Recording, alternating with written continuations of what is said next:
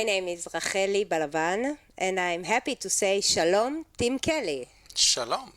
Glad to be here. Glad to see you. So tell us about yourself. I come from California. I come to Israel several times a year.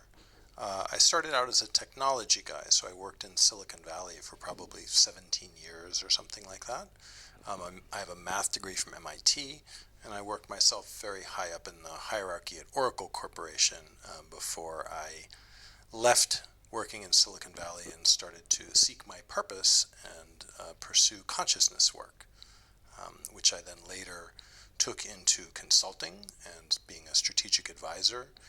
And now I work with high-level leaders all around the world, CEOs, government ministers, heads of NGOs, religious leaders, military leaders, all as part of a project to upgrade human society would be a good way of putting it, or transition human society to a new paradigm, or sort of like a software upgrade. We're maybe on version 7.0 or something like that, and it's time to go to 8.0. What is your passion? What guides you? The thing I'm most passionate about is fulfilling my purpose in life. This is what really tells me which things to do and which not to do. It tells me how I can have the greatest impact and make the greatest difference in other people's lives. And it tells me how I can get the most fulfillment and passion and enjoyment from what I do. So in practice, what that looks like is helping individuals who want to change the world find their purpose, which could be workshops of hundreds of people doing it at one time, people I like to call change agents, right? Folks who feel a personal calling to make the world a better place. And individually and in small groups with very high-level leaders who also, a lot of people have kind of written off the leadership class and say, oh, well, they don't care, they're the old way. That's not really fair. They're people too, and many of them sincerely want to help create change in the world, but they just don't know how. Mm-hmm. And they're trying as best they can, but it's actually very difficult to do. Like if we put you or me in charge of the United States, I mean, we could be very critical of Obama, right? Or in charge of Israel, we can be very critical of Bibi, but I'm not sure I'd do a better job.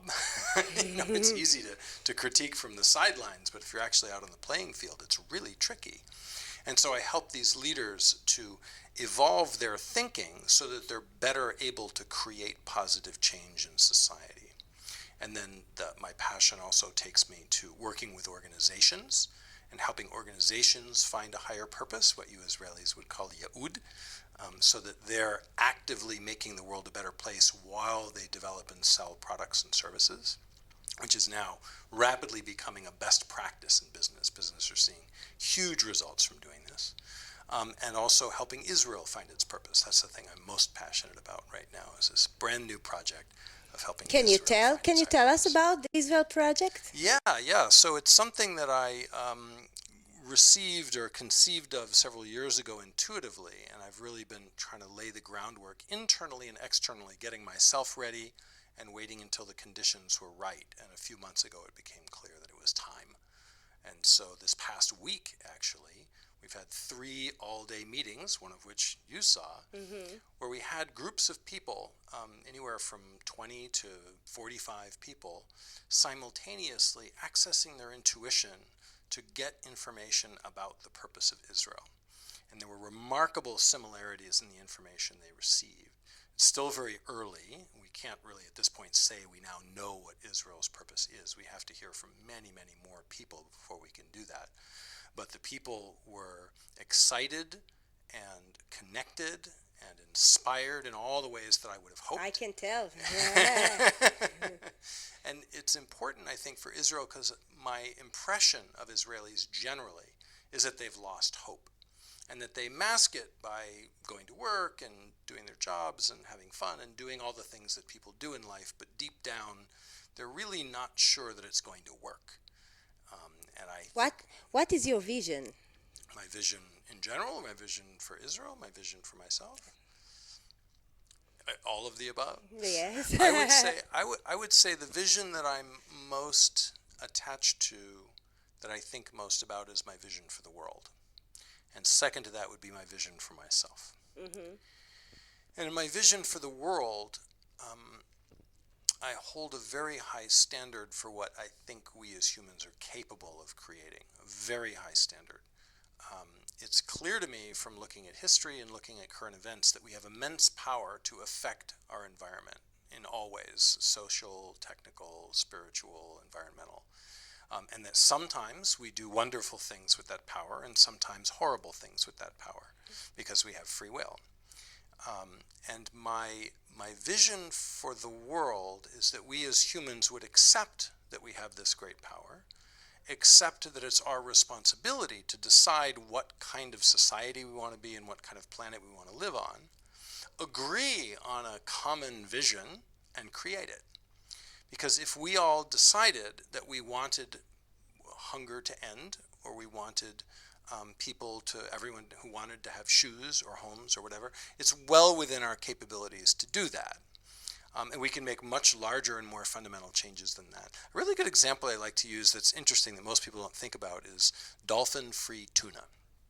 There were all these attempts to regulate tuna fishing so that dolphins wouldn't be killed, and they were generally unsuccessful. And then one day, all the consumers suddenly decided that they weren't willing to eat dolphin anymore. And they stopped buying tuna unless it was certified dolphin-free. And overnight, the whole thing was handled. As far as I know. I mean, I'm not a fishing industry expert. But it looked to me like the whole thing changed very quickly once everyone decided that it needed to be different. So that's a very small example, right? If you go back hundreds of years, you can look about switching from monarchy to democracy. That was a huge shift in human society, right? We're not doing so well at governing ourselves currently, but that was what we're now kind of tired of. At the time was a huge improvement, huge upgrade. It's a little old now. We're ready for the next version, but we just don't know what it looks like. So, what made the change for you? Can you share a personal experience or something that made a change for you? There were a couple of moments in my life that really showed me my own path. One came when I was probably about 4 or 5 years old in New York City, growing up with my parents. And I was one of those little children who asks why a lot. Why, or lama, in Hebrew, right? So I would ask why all the time.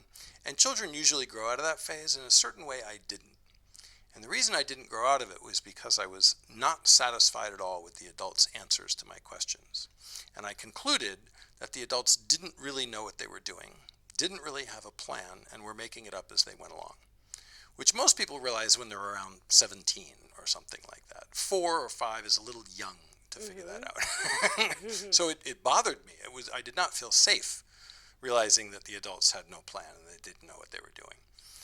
But this started an idea in my mind that there was something wrong with the universe, something wrong with the world, something wrong with how we operate, that there was something missing. And I didn't know what it was, but deep down inside I made a commitment that I had to figure out what it was sooner or later. And that just went underground into the unconscious for a very long time. But it came up again when I was 21 at MIT, and I realized that I had done everything I had set out to do and had no idea what to do next. Came up again when I was 31, and I had gotten promoted at Oracle Corporation and gotten very high in the hierarchy and realized that going higher wouldn't make me happier, which usually people realize in their 40s or 50s. And that really bothered me. And that's when I started doing consciousness work. But ultimately, the biggest shift came when I was 41 years old. And in a moment, my purpose came to me. I was actually doing homework for a workshop that I was taking by a friend of mine, Marcia Weeder. And the realization came to me of what was missing in the world was purpose.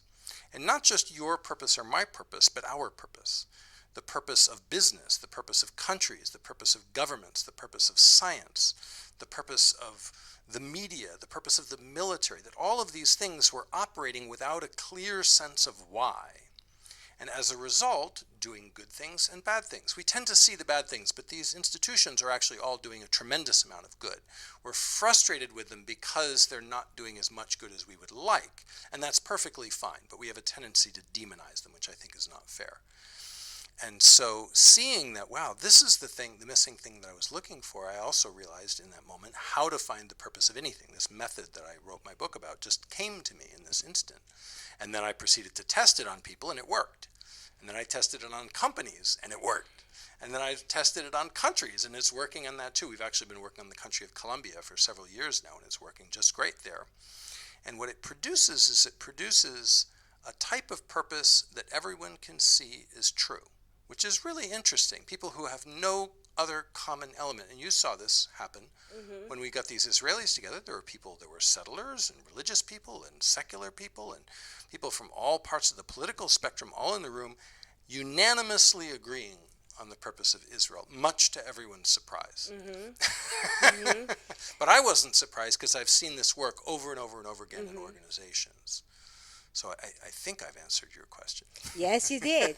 About finding a purpose, can you give us a tip for everyone how to find our purpose? There's a few key methods that it's important to know about. The one that's most commonly used is trial and error, meaning that I imagine that my purpose is something and I try doing it for a while and see if it works or not. The problem with that one is it takes a couple years to give something a good try. You can't just try it for a day and see whether it works or not. And so it's a very inefficient method. The other method that people use a lot is what I call ask and wait. That's the method I use, right? Which is you want to find your purpose really, really badly and think about it for a long, long time and hope that you figure it out. Also not very efficient. The two methods that work best, one is looking at your life and seeing the things that have felt really purposeful to you, that have felt passionate, when you felt in flow, when it seemed right. And to look at those moments and those incidents and say, okay, if all those things were purposeful, what might my purpose be? It's actually much easier to do that with other people because it's hard to see about yourself. So it's best to get a group of friends or somebody together to help you look at your life that way. My favorite method, the much better method, in my opinion, is to consult some deep source of wisdom outside of your mind that can just tell you what your purpose is. And what that looks like or what that sounds like depends on the individual, right? So you have to choose based on your own belief system what you would consult with such a question. Nearly everyone believes that somewhere in their psyche there's some part of them that knows their purpose already, and they might call it my spirit or my higher self or my inner self or my heart or my intuition or my gut, or use many different names for it. But the part of me that already knows my purpose is possible to communicate with such a part. The difficulty is fear. People fear knowing the answer, because if I know the answer, I might have to do it, I might fail, I might succeed. People might think I'm crazy. Any number of things could happen if I found my purpose and actually did it. And the best piece of advice I can give to people is that you don't have to do your purpose. And this may sound very counterintuitive. If you say to yourself, I want to know my purpose, higher self, inner self, true self, tell me my purpose so I can do it. Whatever it is, I will do it. That's effectively the same as signing a contract before you read it. It's bad business. The better question would be say, tell me my purpose so I can think about whether I feel like doing it or not. Because depending on what it is, I might want to and I might not want to. And I might have to think about the best way to do it before I do anything. And if you take that attitude, it's actually much safer to ask the question and much safer to hear the answer than if you're committed to doing it no matter what. And I learned this the hard way. It took me much longer than it needed to. So a lot of the work I do with organizations and with leaders is to help reduce their fear to the point where they can hear that, what some people very rightly call the small, still voice inside, that when asked will absolutely tell them what it is, but can't be heard over the noise of the fear. Thank you very much, Tim Kelley. Oh, it's my delight. Thank you so much for having me. Thank you. תודה ושלום.